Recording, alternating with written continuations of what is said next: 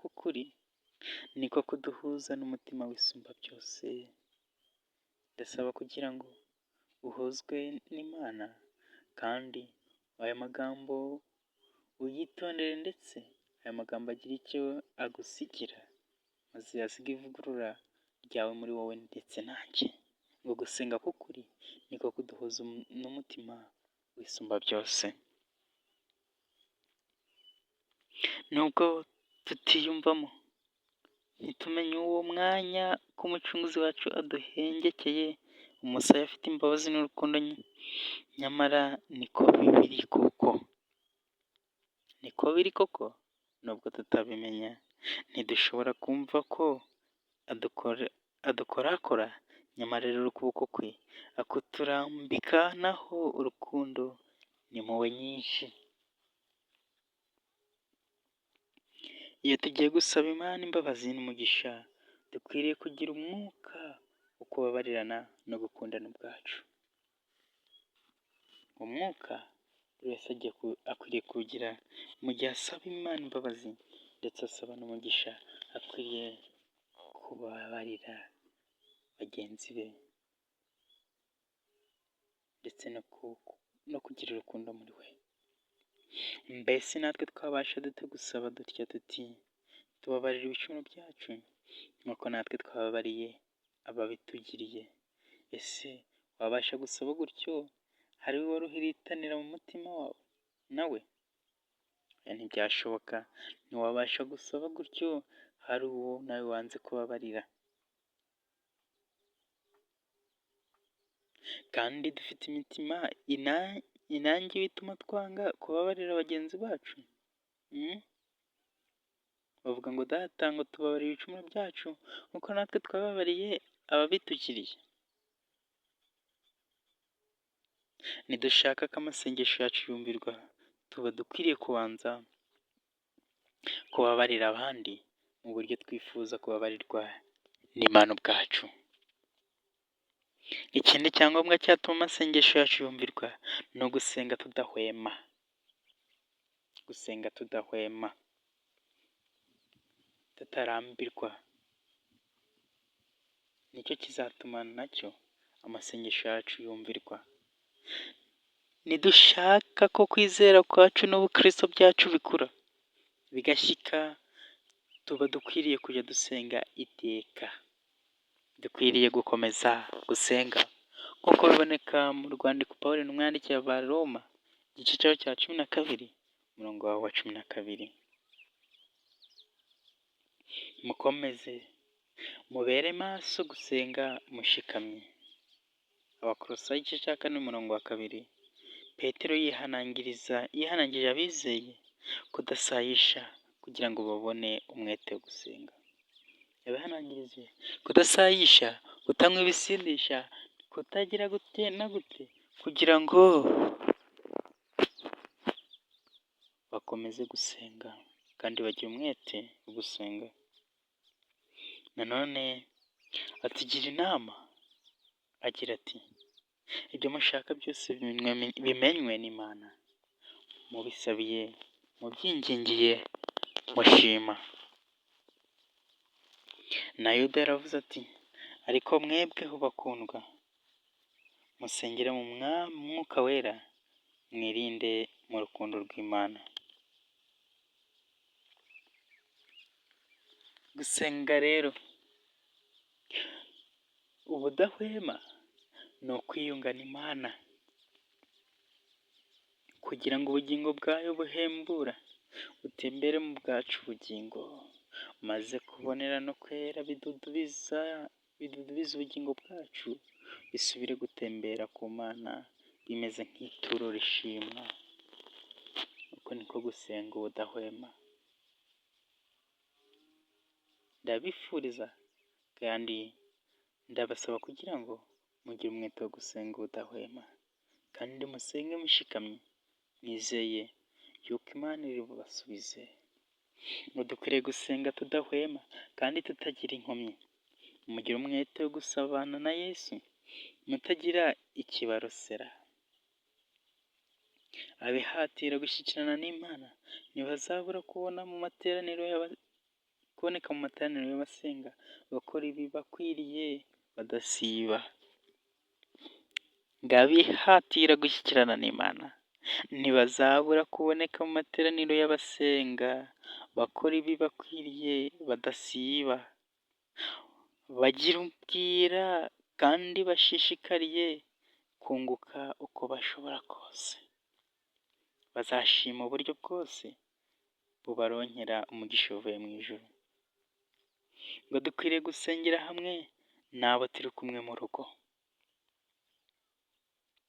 ariko kuruta byose dukwiriye kutirengagiza kwihererana n'Imana, kuko ibyo ari byo bugingo bw'umutima. Kwihererana n'Imana nibwo bugingo bw'umutima, nshuti muvandimwe.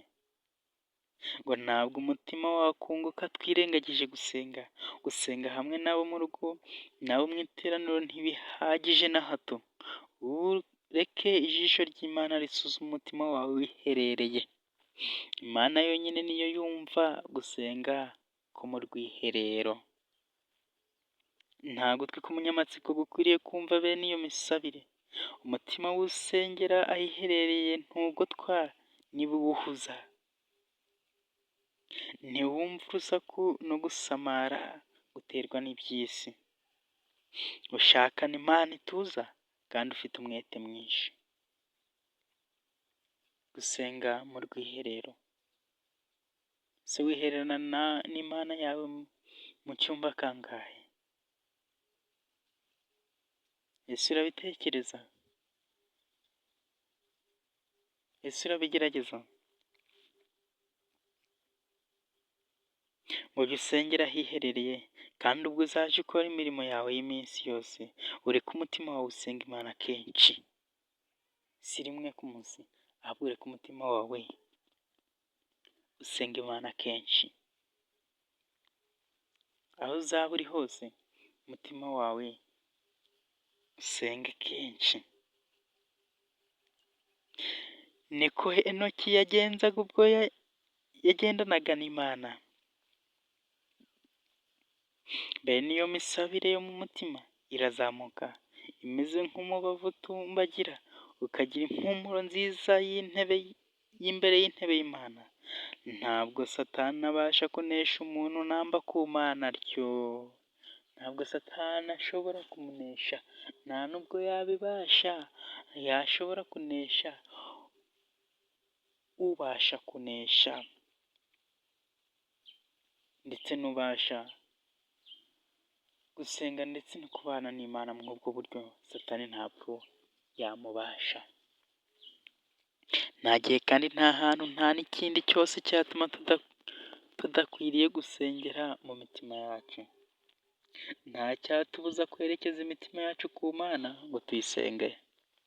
Iyo tubishatse, ari ubwo turi mu ruhame rwa rubanda, cyangwa se tuje inama n'abo dukorana, n'aho twaba turi hose, tubasha gutabaza Imana, tuyiragiza nk'uko Nehemiya yabigenje ubwo yambazaga umwami Arutazeruzi. Tubasha kwihererana n'Imana aho turi hose. Urugi rw'imitima yacu rukwiriye kuba rukingukiye iteka ryose, tukararikira Yesu kutwinjiramo no kutubera umushyitsi uturutse mu ijuru. Kristo akubera umushyitsi uturutse mu ijuru mu mutima wawe. Mukingurire idirishya ry'umutima wawe, mukingurire inzugi z'ibyumba by'umutima wawe. We kugira icyumba umwima, ahubwo mwihe wese, maze abe nk'umushyitsi uturutse mu ijuru utaha mu rugo rw'iwawe. Ngo nubwo twaba tuzengurutswe n'abashayisha bafite umwuka mubi wo gukora ibyaha n'ibiteye isoni, nta cyatuma dufatanya nabo tutabishatse. Ngo imitima yacu iyo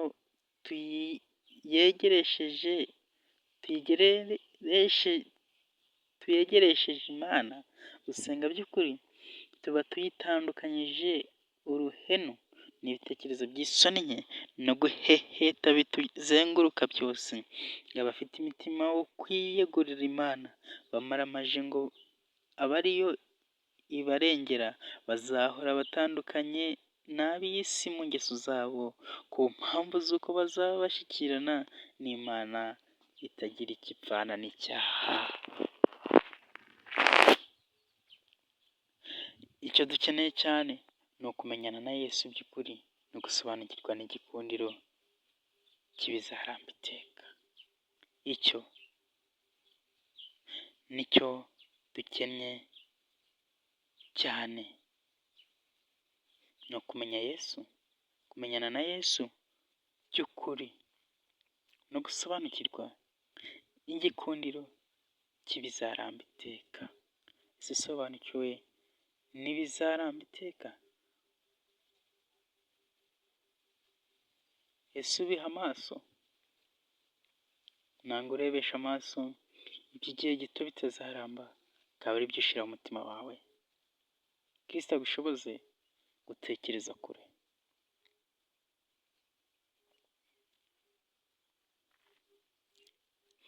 Reka Imana ireshya umutima wawe.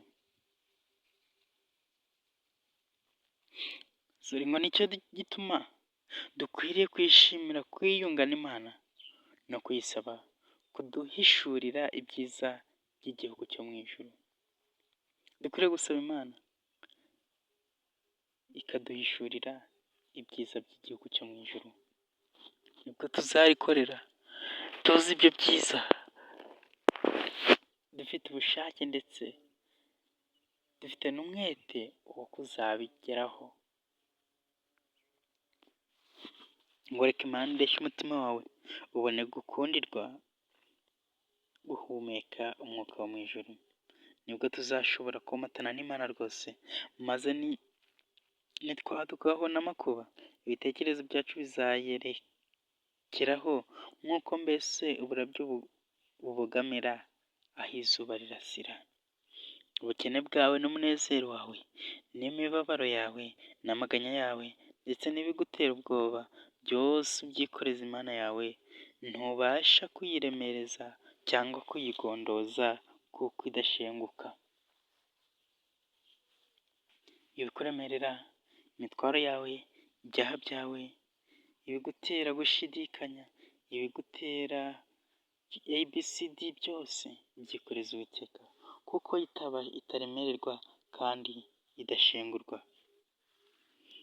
Yo ibarana umusatsi wo ku mutwe wawe, ntiyirengagiza imibabaro y'abana bayo. Uwiteka afite imbabazi nyinshi no kubabarira, umutima we w'urukundo ubabazwa n'agahinda kacu kose. Mushyire ibikubabaza byose biguhoza ku nkeke, nta kiyiremerera kuko iramira amasi igatwara ibyaremwe byose. Imana nta kiyiremerera, niyo mpamvu ukwiriye kuyishyira imitwaro yawe, kuyikoreza amaganya yawe, kuyikoreza ibikuremerera, kuyikoreza ibigutera ishavu, kuko yitaremererwa, yikoreye amasi yose.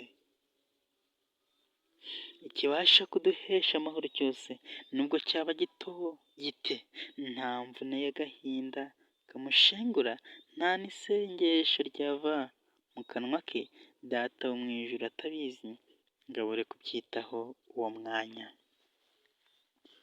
Agakiza abafite imitima imenetse, agapfuka inguma z'imibabaro yabo. Amena. Imana yita ku muntu wese nk'aho ari nta wundi mu isi yose ubaho. Njyewe Imana inyitaho nk'aho nta wundi muntu uri ku isi, nk'aho ari njyewe uri ku isi njyenyine. Nawe Imana ikwitaho nk'aho ari wowe ubwawe wenyine utuye ku iyi si. Mbega ukuntu Imana idukunda, mbega urukundo rw'Imana ukuntu ruhebuje. Yatangiye umwana wayo w'ikinege. Yesu yaravuze ati, musabe mu izina ryanjye, kandi simbabwira ko nzabasabira Data, kuko na Data ubwe abakunda. Nabatoranije kugira ngo ibyo muzasaba Data byose mu izina ryanjye abibahe. ariko rero gusaba mu izina rya Yesu si ugupfa kuvuga izina rye mu itangira no mu irangiza ryo gusenga, ahubwo ni ugusengana wa mutima wari muri Yesu. Si ukuvuga ngo Yesu Yesu Yesu Yesu ndakwinginze ngo mpe ibi n'ibi, ahubwo ni ugusengana wa mutima wari muri Yesu. Dutekereza nka we, twizera amasezerano ye, twiringire ubuntu bwe, tugakora nk'uko yakoraga. Imana ntishaka ko twikingiranira kure y'abantu kugira ngo tubone guhora dusenga iteka, oya. Iki ngiki nicyo gituma bamwe benshi bishuka bavuga bati ese abantu basenga basabana ngo buriya ngo ko badasabana ngo n'abandi cyane ngo nka ABCD, babyibazaho cyane. Ariko ngo Imana ntishaka ko twikingirana kure y'abantu kugira ngo tubone guhora dusenga iteka.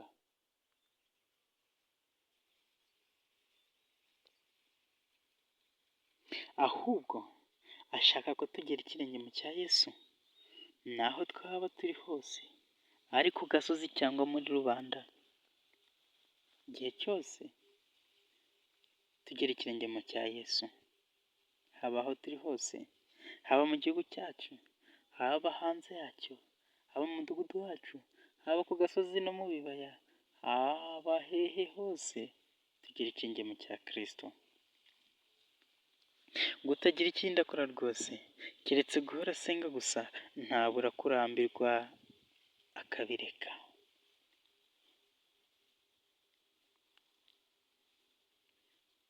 Abenshi dufata gusenga mu buryo butari bwo, ukirirwa usenga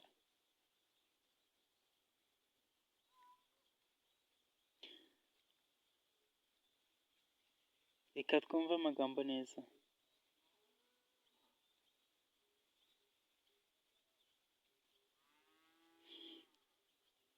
Ngo utagira ikindi akora rwose keretse guhora asenga gusa. Ngo byumvikane, usenga gusa ntagire ikindi akora, ntabura kurambirwa akabireka. N'iyo atabiretse kandi amasengesho ye ahinduka amagambo asubiranamo y'amahomvu.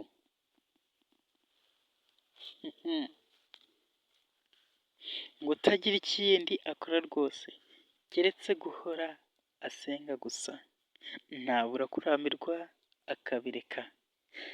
Even n'iyo atabiretse kandi amasengesho ye ahinduka amagambo asubiranamo y'amahomvu. Ubwo abantu bikura mu bandi bahunga umurimo w'Umwami Yesu yabizeyeho gukora, banga no kwikorera umusaraba we, bakarorera gukorerana umwami umwete, bagiraga umwete wo kubakorera, ubwo nibwo babura impamvu zatuma basenga.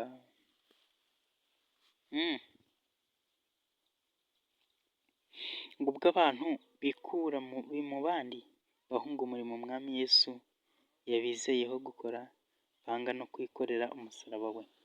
Ese umurimo w'umwami Yesu yaguhaye ngo umukorere, ukorere mu ruzabibu rwe, urawukora cyangwa urawihunza?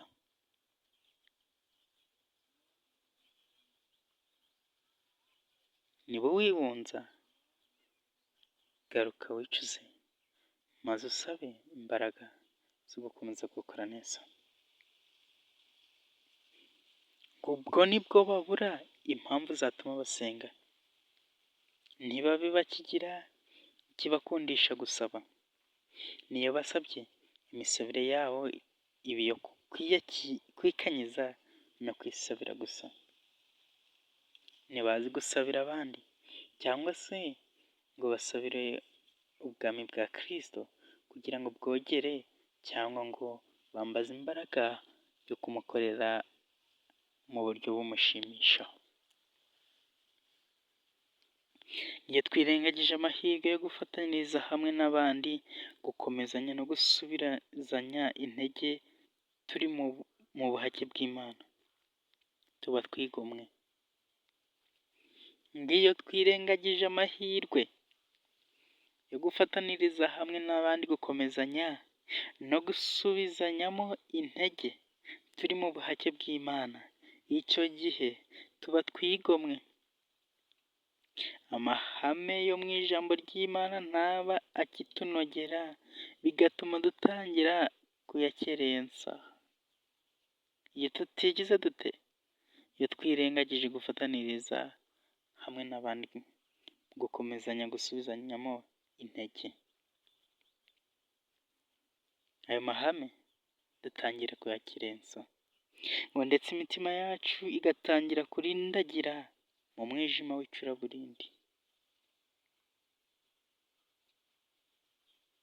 ngo ubukristo bwacu bugakorwa mu nkokora. Byagenze bite? Wirengagije gufataniriza hamwe n'abandi, gukomezanya no gusubizanyamo intege, twese turi mu buhake bw'Imana. Ngo hariho abakristo benshi bivutse umugisha mwinshi, babitewe nuko biganyira ubwabo ntibite ku bandi. Uwikubira atyo ntaba asohoje inshingano Imana imwitezeho gukora. Ngo burya kwimenyereza kuzirikana abandi bidutera kubakunda. Amena. Ndetse natwe ubwacu bikatwungura, bikadutera umutima wo gukorera Imana. Iyaba abakristo bajyaga bateranira hamwe bakaganira urukundo rw'Imana n'iby'agakiza by'igikundiro, imitima yabo yahembuka, nabyo bikabatera kwiyungayungana. Iyo abakristo bajyaga bateranira hamwe bakagirana urukundo rw'Imana n'iby'agakiza by'igikundiro bakabiganiraho, ngo nitujya twunguka ibyo Data wo mu ijuru uko bukeye n'uko bwije, tukaronka n'imigisha ye tudasanganywe, niho tuzashaka kuganira urukundo rwe, niho kandi imitima yacu izashyuha igakomezwa. Iyaba twibwiraga tukaganira ibya Yesu tukarushaho kwiyibagirwa, nibwo twasabana nawe kurutaho. Iyaba twasobanukirwaga yuko imigisha n'amahirwe dufite byose tubikesha Imana, tukamenya ko ari ibimenyetso by'ineza yatugiriye. Imigisha n'amahirwe dufite byose ni ibimenyetso by'ineza yatugiriye. Izina ry'Imana rihabwe icyubahiro. Ngo yaba twabisobanukirwaga, ngo ntabwo twasiba kwitekereza, kandi ngo duhweme kwishimira kwitekereza abandi no kuyisangiza abo bandi. Igituma tuganira iby'isi ni uko tubikunda. Iyi niyo mpamvu ituma mu biganiro byacu byose tuba turi kuganira iki? Turi kuganira iby'isi, ni uko tubikunda. N'inshuti zacu igituma tuziganira ni uko tuzikunda, zikaba arizo dusangira ibitunezeza n'ibidutera ishavu. None rero ko dufite impamvu zirutaho cyane zatuma dukunda Imana kwirutisha inshuti zacu zo muri iyi si, ntituba dukwiriye kujya tumenyera kuyishyira mbere ya byose no kuba ariyo tuganirira abandi kuruta ibindi byose? Icyo ni ikibazo bari kukubaza, kandi nanjye bari kumbaza. Ibintu byatugabiye byose, ibintu yatugabiye byose ntiyabiduhereye kugira ngo bidutware umutima wose. ibintu Imana yaduhaye ntabwo yabiduhereye kugira ngo bidutware umutima wose nshuti, ngo tubure icyo tuyiha, ngo ahubwo bikwiriye kujya biyitwibutsa icyo Imana yaduhaye, bikwiriye kujya bitwibutsa, bikayitwegereshesha imirunga y'urukundo n'ishimwe, iminwa yacu ikajya ihoramo ishimwe, duhora dushimira Imana ibyiza yadukoreye, aho yatuvanye n'aho itugejeje. Kristo aguha umutima wo kwishimira ibyo yaguhaye, ngo ariko twebwe dukunda kwifatanya n'iyi si, ngaho twubura amaso tureba mu muryango w'urusengero rwo mu ijuru, aho umucyo w'ubwiza bw'Imana uvira mu maso ha Kristo, ubasha gukiza rwose abegerezwa Imana nawe, ngo dukwiriye kujya turushaho gushima Imana kugira neza kwayo n'imirimo itangaza yakoreye abana b'abantu, nk'uko tubibona muri Zaburi 107 umurongo wa 8.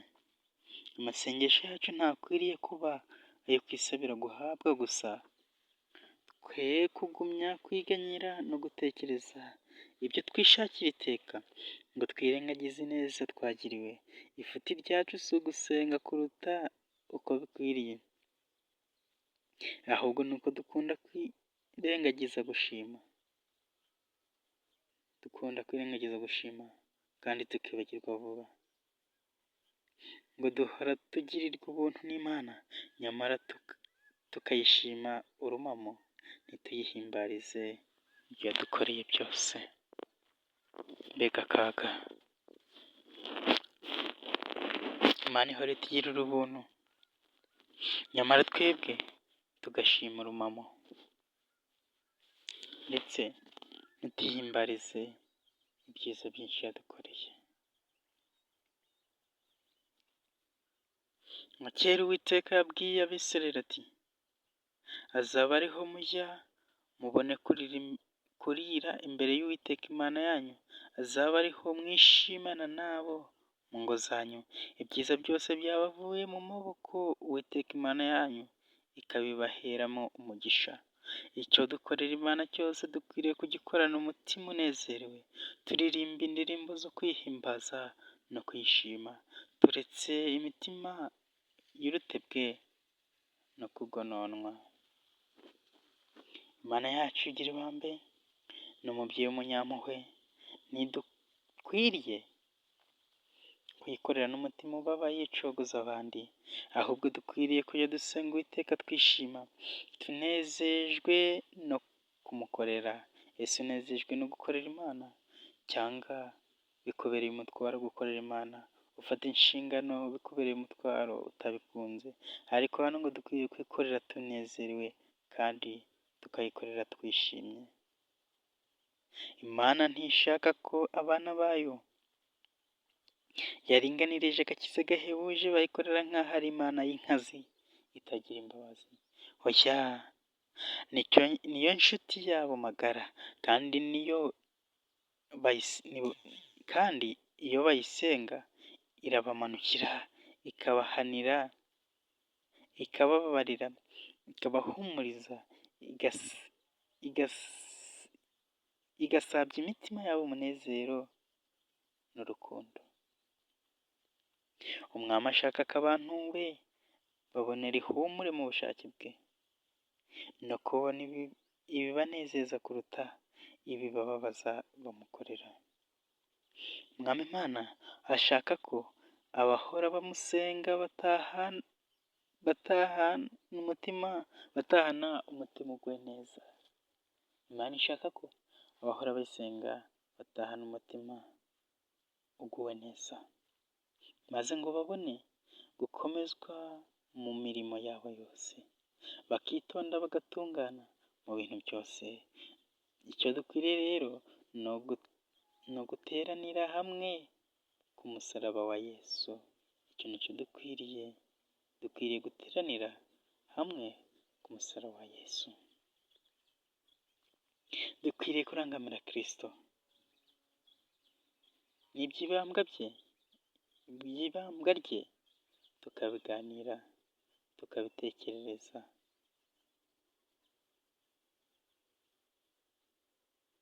Ese ubitekerereza abandi? Tekereza abandi iby'ivuka rya Yesu, uburyo yakuze, uburyo yabambwe n'uburyo yazutse.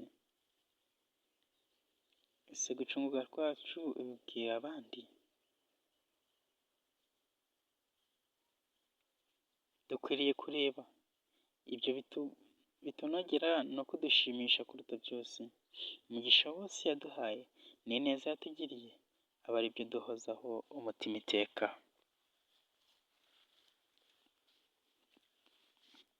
Kubw'urukundo rwayo rutarondoreka, rutangaje, dukwiriye kwegurira ibyacu byose ukuboko k'uwo watubambiwe ku musaraba i Gologota. Ibitekerezo by'umwana w'Imana wese biyegerezwa n'umutima wo kuyisingiza yishima. Imana ihora ishengererwa indirimbo no gucungurirwa mu bikari byo mu ijuru. Natwe iyo tuyishimye tuba tugize isano no gusenga kw'ingabo zo mu ijuru. Iyo dushimira Imana natwe tuba tugize isano ndetse no gusenga dufatanije hamwe n'ingabo zo mu ijuru. Imana yabwiye Dawidi iti untambira ishimwe wese aba anshimisha. Nuko rero tuje imbere y'uwaturemye dufite umunezero n'icyubahiro n'ibyishimo n'ijwi rimusingiza. Imana y'amahoro ibidushoboze mu izina rya Yesu, amen. Data wa twese uri mu ijuru habwa icyubahiro. Shimirwa kubw'amagambo meza, kubwo tweretse amahirwe yo gusenga. Twarabyirengagije kenshi, tukwinginze ngo tubabarire. Shimirwa ineza n'ubuntu uhora utugirira. Shimirwa kubw'igitambo waduhaye binyuze i Karuvali. Duhe duhora dutekereza ibiri mu ijuru, gutekereza ibiri mu isi, kandi duhe gushyikira ibigifite agaciro kuruta ibindi. Twizeshe amaso ya Yesu Kristo umwami wacu wavuye i Karuvali. Duhe umugisha mu izina rya Yesu, amen.